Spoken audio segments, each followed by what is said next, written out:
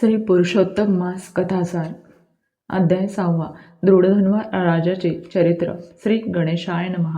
कथा श्रवणासाठी अर्थभावाने पुढे बसलेल्या श्रोतृवर्गास सूत सांगतात. नारदांना नारायण ऋषी हे दृढधन्वा या राजाचे जीवन चरित्र सांगत आहेत. ते असे सांगत आहेत की फार फार वर्षापूर्वी हयहय नावाच्या देशात एक चित्रधर्मा नावाचा राजा होऊन गेला. तो राजा कर्तव्यदक्ष, ईश्वरनिष्ठ आणि शुद्ध सात्विक बुद्धीचा होता. त्या राजाला एक मुलगा झाला. राजा चित्रधर्मा ह्याने आपल्या पुत्राचे नाव ठेवले दृढधन्वा. ज्यावेळी हा सुपुत्र सर्व कला, गुण, कौशल्यात निपुण झाला, त्याला राजनीती, धर्मशास्त्र, 14 विद्या आणि 64 कला येऊ लागल्या. तेव्हा पित्याने त्यास आपल्या राज्याची अधिकार सूत्रे सुपूर्द केली. चित्रधर्माने अशा प्रकारे आपला पुत्र दृढधन्वा ह्यास राज्यकारभार सुपूर्द करून तो स्वतः आत्मकल्याणार्थ तपोसाधना करण्यासाठी पुलह ऋषींच्या आश्रमात निघून गेला. इकडे त्यांचा पुत्र दृढधन्वा हा आपल्या नगरीचा सर्व राज्यकारभार मोठ्या कुशलतेने पाहू लागला. पृथ्वीसारखा क्षमाशील, कार्तवीर्यासारखा पराक्रमी, एकपत्नी व्रत, विष्णूसारखा शत्रुनाशक, चंद्रासारखा शीतल आणि सूर्यासारखा तेजस्वी पराक्रमी अशा या राजास विदर्भ देशाची राजकन्या गुणसुंदरी ही धर्मपत्नी म्हणून लाभली. राजा दृढधन्वा आणि राणी गुणसुंदरी या सुयोग्य, सुंदर, सुलक्षणी, सश्रद्ध दाम्पत्यास 4 पुत्र आणि 1 कन्या असा संतती लाभ झाला. त्या 4ही राजपुत्रांची नावे चित्रवाह, मणिमान, चित्रकुंडल अशी होती. तर रूपवान आणि सद्गुणी राजकन्येचे नाव हे चारुमती असे होते. एकूणच काय तर राजा दृढधन्वा हा सर्व सुखे आनंदाने भोगत होता. त्याला अमाप वैभव, राज्य, सुख, समाधान, वैभव हे प्राप्त झाले होते. कधी कधी या विवेकी विचारी राजाच्या मनात असा विचार येत असे की खरं तर माझ्या हातून या जन्मी कोणतेच तप, दान, जप, जाप्य, यज्ञयाग, होम हवन किंवा साधे म्हणावे असे नामस्मरणही घडलेले नसताना मला हे सुख, हे वैभव का आणि कशामुळे प्राप्त झाले असेल. एके दिवशी तर हा विचार त्या राजाच्या मनात इतके वारंवार डोके वर काढू लागला की त्या रात्री राजा दृढधन्वास शांत झोपही आली नाही. तो दुसऱ्या दिवशी सकाळी उठला, तो एका वेगळ्याच विचाराने. त्या दिवशी राजाने सोबत काही निवडक सैनिक घेतले आणि तो शिकारीसाठी नगराबाहेर गेला. दूर जंगलात शिकार शोधत असताना त्या राजास एक हरिण दिसले. राजाने लगेच हरिणाच्या दिशेने बाण सोडला. त्या बाणाने ते हरिण जखमी झाले. जीव वाचविण्यासाठी ते हरिण वाऱ्याच्या वेगाने धावत सुटले. हरिणाच्या रक्ताच्या थेंबावरून त्याचा माग काढत काढत दृढधन्वा राजा एकटाच पुढे गेला. सैनिक मागेच राहिले. हरिणामागे राजा धाव धाव धावला. थकला. त्याच्या घशाला कोरड पडली. अंगातून घामाच्या धारा वाहू लागल्या. दमलेल्या, थकलेल्या, तहानलेल्या राजाला समोरच एक सुंदर सरोवर दिसले. ते पाहून राजा तिथे गेला. त्याने प्रथम त्या सरोवराचे स्वच्छ, सुंदर, शीतल असे जल प्राशन केले. घोड्यास पाणी पाजले. त्याच्यासमोर काही चारा टाकून दमलेला, श्रमलेला राजा दृढधन्वा हा तिथेच एका वृक्षाखाली विश्रांतीसाठी म्हणून थांबला.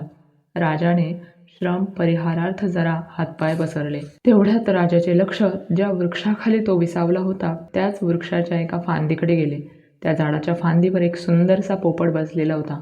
तो आपली ऐटदार मान इकडे तिकडे वळवून पाहत होता. एका क्षणी नेमकी राजाची आणि त्या पोपटाची नजरानजर झाली. दोघांनी एकमेकांकडे पाहिले मात्र आणि दुसऱ्याच क्षणी तो पोपट पंख पसरून एक सूर मारून राजाच्या काहीसा जवळ आला. त्याने एकदा राजाकडे पाहिले मात्र आणि दुसऱ्याच क्षणी तो पोपट राजा दृढधन्वास मनुष्यवाडीत म्हणाला, राजा, अरे व्यावहारिक प्रापंचिक सुख वैभव तुला कसे प्राप्त झाले ह्याची तू काळजी करतोस, याचा विचार करतोस. पण ज्याने तुला हे वैभव, हे राज्य, हे सुख दिले त्या दात्याचे, ज्यामुळे तुझ्या जीवनाचे कल्याण होईल अशा या परमतत्वाचा विचार मात्र तू का करत नाहीस? राजा, त्याचा जरा विचार कर.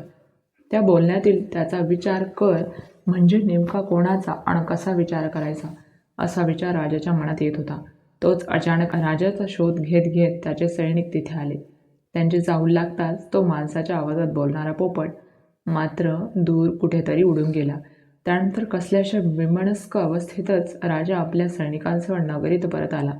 राणी गुणसुंदरी हिने दृढधन्वाची ती मानसिक अवस्था ओळखली. राजाने भोजनही केले नाही. फक्त थोडे दुग्ध प्राशन करून तो आपल्या शयनगृहाकडे गेला. राणीने राजाच्या त्या चिंतेचे कारण जाणून घेण्याचा प्रयत्न केला. तो बोलणारा पोपट, त्याचे ते बोलणे, हा सर्व प्रकार ऐकला आणि ह्या साऱ्याचा नेमका अर्थ काय याचा ती पण विचार करू लागली. असेच काही दिवस गेले. एके दिवशी अचानकपणे राजदरबारात वाल्मिकी ऋषींचे आगमन झाले. राजाने त्यांचे पुढे होऊन स्वागत केले. त्यांचा उचित आदर सत्कार केला. भक्तिभावाने ऋषीवरांचे पाद्यपूजन केले. राजा विनम्र भावे हात जोडून त्यांच्यासमोर उभा राहिला.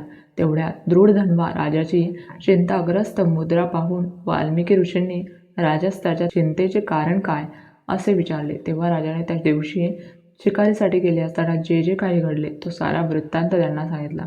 तसेच, राजा, तू मुख्य तत्वांचे चिंतन का करीत नाहीस ते कर, म्हणजे तुला मोक्ष मिळेल. या शुकवाणीचा नेमका अर्थ काय ते सांगा, अशी राजाने वाल्मिकी ऋषींना नम्र विनंती केली. तेव्हा राजाने जे काही सांगितले त्यावर थोडासा विचार केला. मग ध्यान करून वाल्मिकी ऋषींनी त्या संदर्भात जे काही जाणले तोच सारा भाग एक एक करून निवेदन करताना महर्षी वाल्मिकी राजास म्हणाले, राजन, सर्वात प्रथम मी तुला हे सांगू इच्छितो की तू ऐकलेली शुकवाणी हा तुझ्या उत्कर्षाचा एक शुभ संकेत आहे. तेव्हा तू मनातली चिंता, भय, काळजी हे सारे दूर सार. आता मी जे काही सांगेन ते लक्षपूर्वक ऐक. असे म्हणून ऋषींनी राजास त्याच्या गतजन्माची कहाणी सांगण्यास प्रारंभ केला. ते म्हणाले, हे राजा, गतजन्मी तू द्रविड देशातला सुदेव या नावाचा ब्राह्मण होतास. तुझ्या त्या जन्मीच्या धर्मपत्नीचे नाव होते गौतमी. तुम्हा उभयतांना सुखाच्या संसारात एक दुःख होते, ते म्हणजे तुम्हास संतती नव्हती. तू त्यामुळे अत्यंत दुःखी, कष्टी व निराश होतास. पुत्रलाभासाठी तुम्ही उभयतांनी श्रीहरीचे खडतर असे तप केले. तुमच्या तपाचरणाने श्रीहरी प्रसन्न होऊन दर्शन देण्यास समोर उभा राहिला आणि नारायण ऋषी नारदांना सांगतात की त्या प्रसन्न झालेल्या देवाकडे सुदेव आणि गौतमी यांनी काय वरदान मागितले ते आपण पुढील अध्यायात पाहूया.